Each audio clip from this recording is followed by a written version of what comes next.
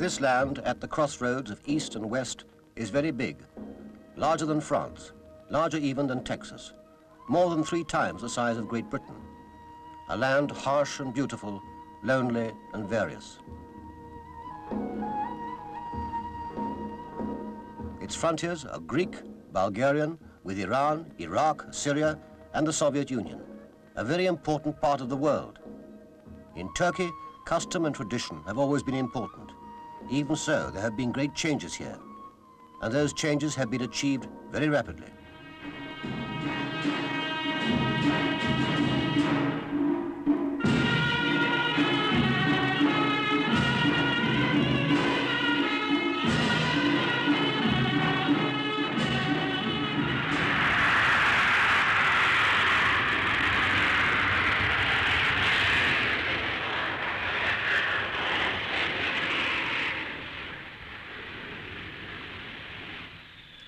This is about a meeting between the far eastern and far western extremities of Europe. The Turks and the British have been enemies and are friends. In trade and culture, there is much that binds them. Their interests are mutual. A state visit by Her Majesty the Queen helps to cement these bonds.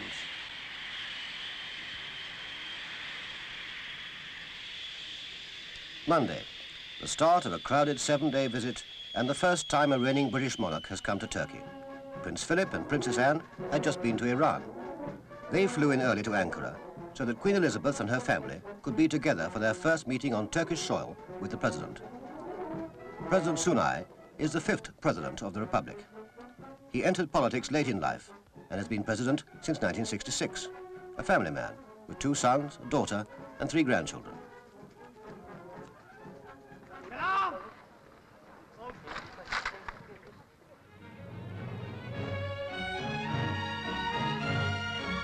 Turkey and Britain have roles in 2 important alliances. Like Britain, Turkey is a member of the North Atlantic Treaty Organization, NATO, and a member of the Central Treaty Organization, CENTO.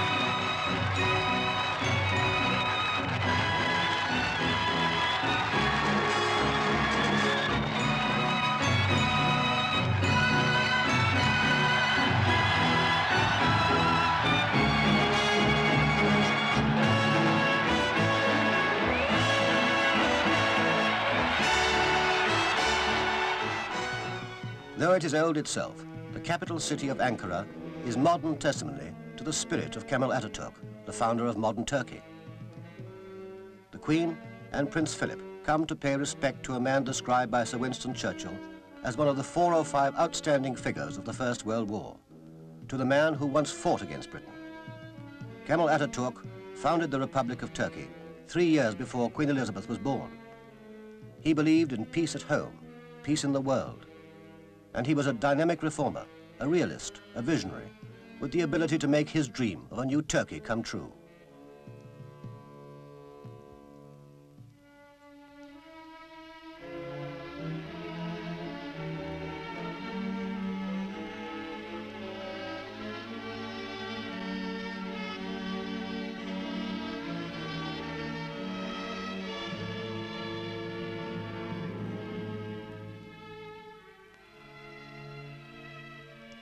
In the Book of Honor, the Queen writes, "I pay tribute to the father of the Turkish nation, gallant in war and peace, a loyal friend."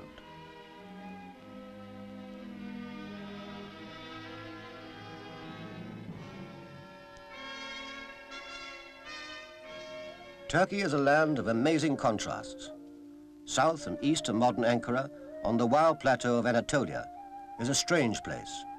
This is Gorome, we might almost be on the moon.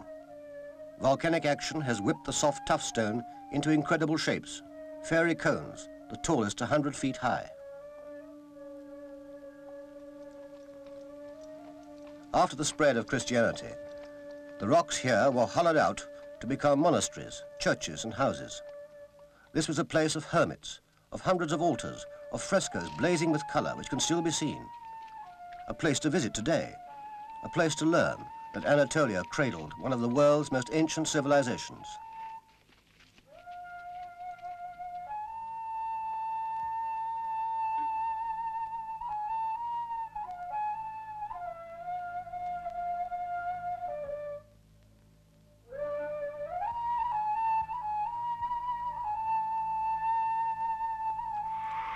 Turkey knows the extremes of nature well. There have been earthquakes. As president of the Save the Children Fund, Princess Anne visits an orphanage where some of the children are victims of earthquake and loss. But today all that's forgotten. Everywhere the royal family went, they were greeted not only as friends, but as special friends.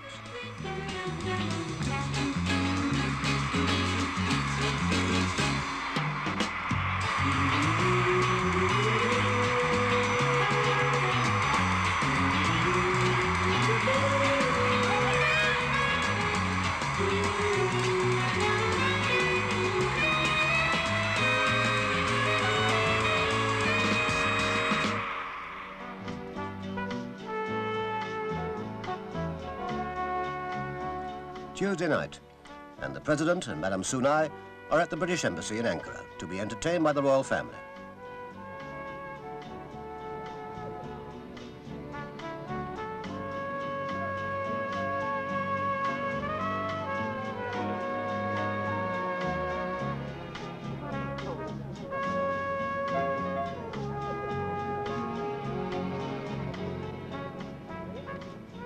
Behind the glitter and the gold, a time perhaps to remember the solid weight of alliances. State occasions are something more than food and drink. The taste of such receptions lingers as much on the mind as on the tongue.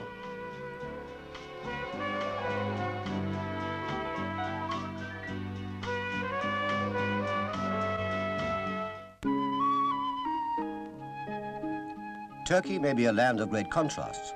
It is also one full of sudden and startling beauty. This is Pamukkale, south of Ankara. In a circus of white cliffs, nature has contrived a work of art with water.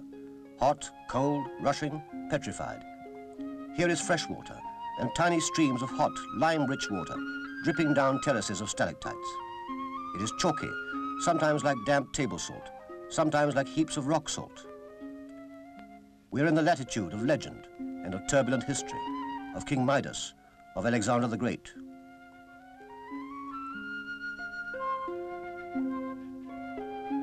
We join the royal family again near the Aegean Sea.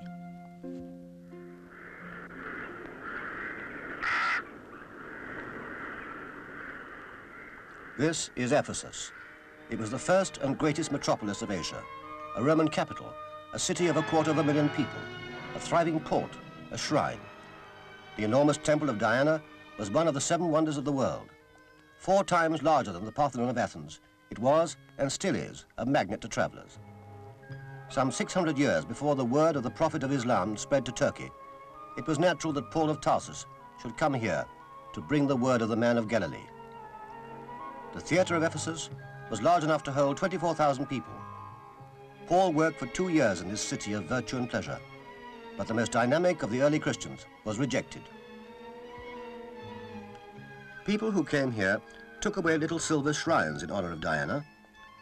We're told in the Acts of the Apostles that this is the place where a man called Demetrius, a silversmith, called a meeting against Paul and his teaching. If you use your eyes and ears, he said, you also know that not only in Ephesus, but practically throughout Asia, this man, Paul, has succeeded in changing the minds of a great number of people by telling them that gods made by human hands are not gods at all. Now the danger is not only that this trade of ours might fall into disrepute, but also that the great goddess Diana herself might come to be lightly regarded. The crowd roared, "Great is Diana of the Ephesians," and Paul had to go.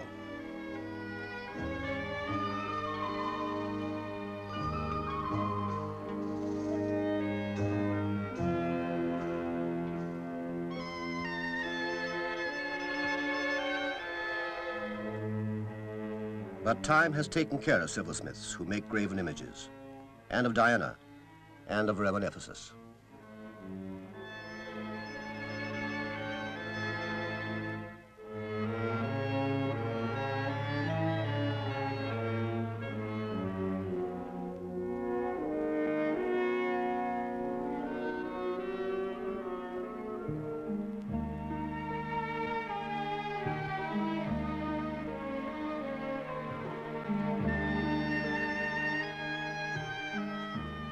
All that remains tells us of the decline and fall of an empire, the eventual rise of Islam. Ephesus has been left behind in the rise of modern Turkey. In British history, in British war history, nothing has been so important as the narrow strip of water separating us from France. In Turkish history, it is the Dardanelles, in particular, the tragic ground of Gallipoli. During World War I, Britain and Turkey were enemies. Terrible battles were fought here. Many lives were lost.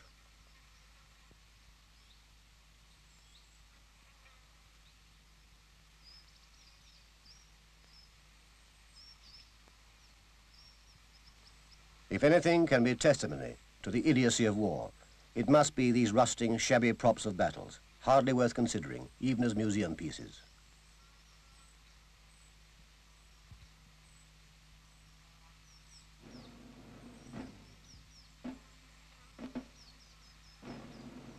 It was on these beaches that thousands of men landed or tried to land, to get no further than this.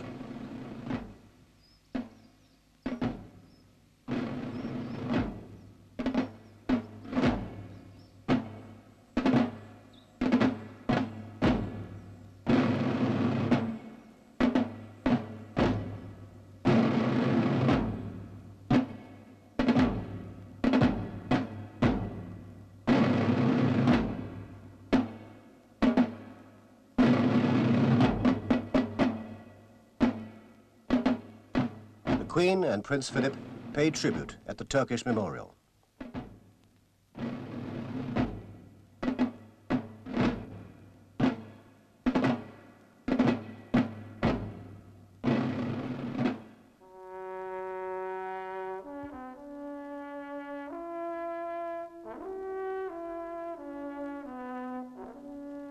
Later, still at Gallipoli, the royal family laid a wreath at the British memorial.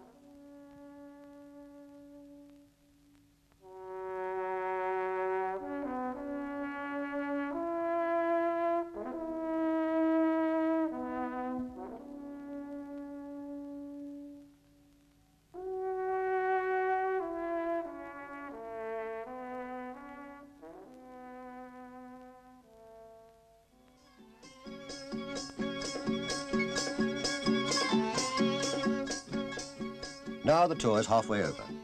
The Royal Yacht Britannia is at hand to take the Queen, Prince Philip and Princess Anne through the Sea of Marmara, around the shores of the Bosphorus and Istanbul.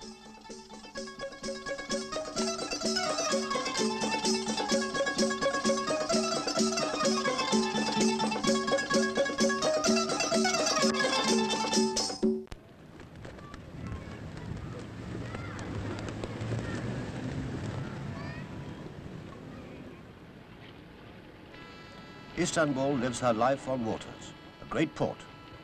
Istanbul is 2 million people and 2,000 years of history, Byzantine, Ottoman, once Constantinople, and before that New Rome. Every city is a combination of good and bad. Istanbul is magnificent, something of everything, bizarre, confusing. A city at the crossroads between East and West could hardly be anything else.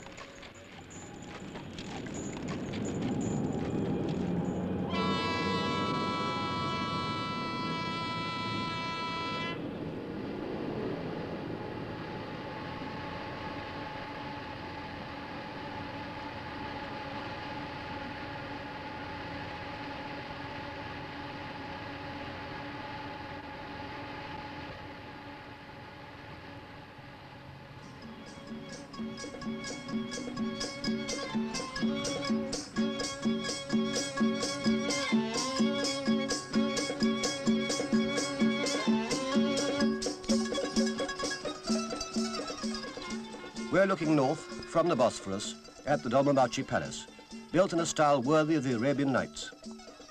It is a palace fit for a queen, 8 grand halls, 200 rooms. The palace stretches for 700 yards along the waterfront beneath the hills of Machka.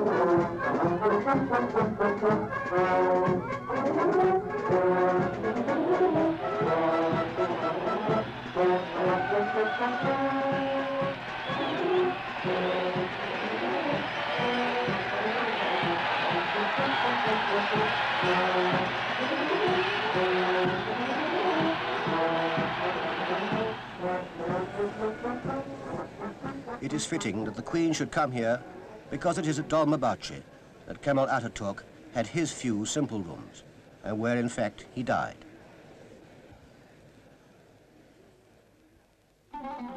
Istanbul, home of great mosques, of the magnificent Suleimani and of the graceful Blue Mosque.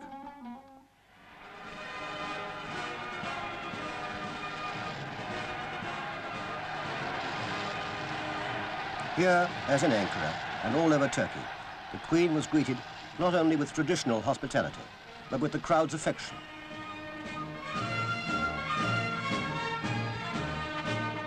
And Istanbul reserves yet another touch of fairyland for the Queen. Yet it is real enough, for near to Santa Sofia is the palace of Topkapi, residence of the Ottoman sultans for almost 350 years.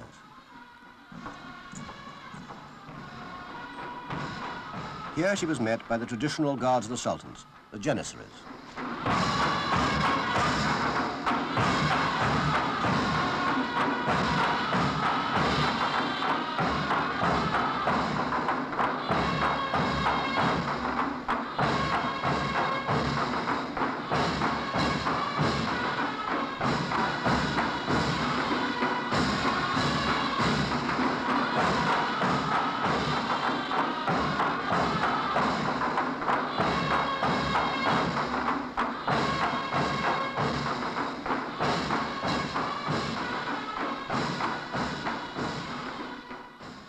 In a very tangible sense, the music and dance of Turkey are expressions of national pride, of martial history, of simple folk traditions retained and respected for centuries.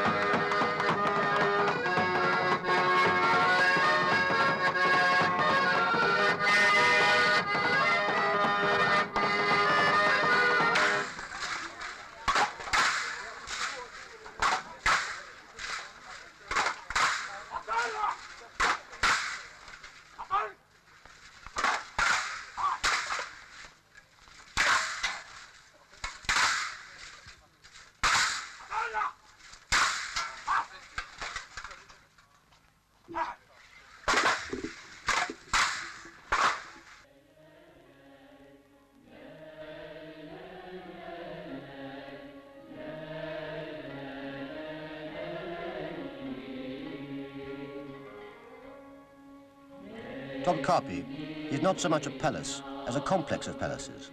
At one time, as many as 5,000 people were housed here. Everything in Topkapi is on a giant scale, as befits the home of mighty sultans. Topkapi today only echoes with the laughter and tears of women, the trampling feet of the Janissaries, the receptions of ambassadors, great ceremonies, all of the past.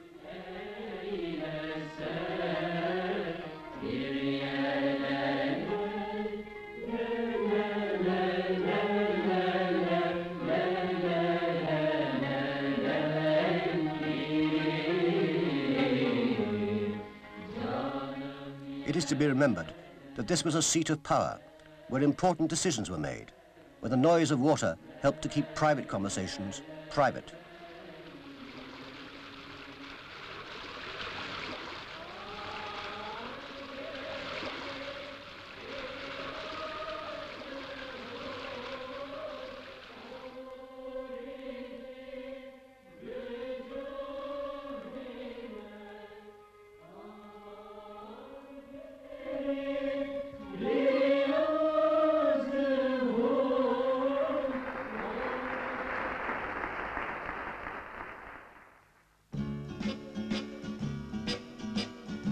Sunday night, the last night in Istanbul.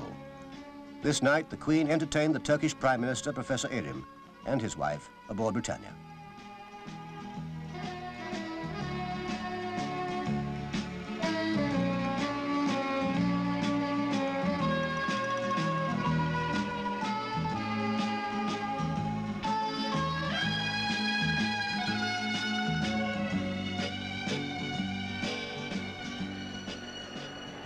A tour full of charm and kindness, and a crowded one, in which the royal family was presented with a perspective of Turkey, ancient and very modern. A very friendly tour, and one to remember.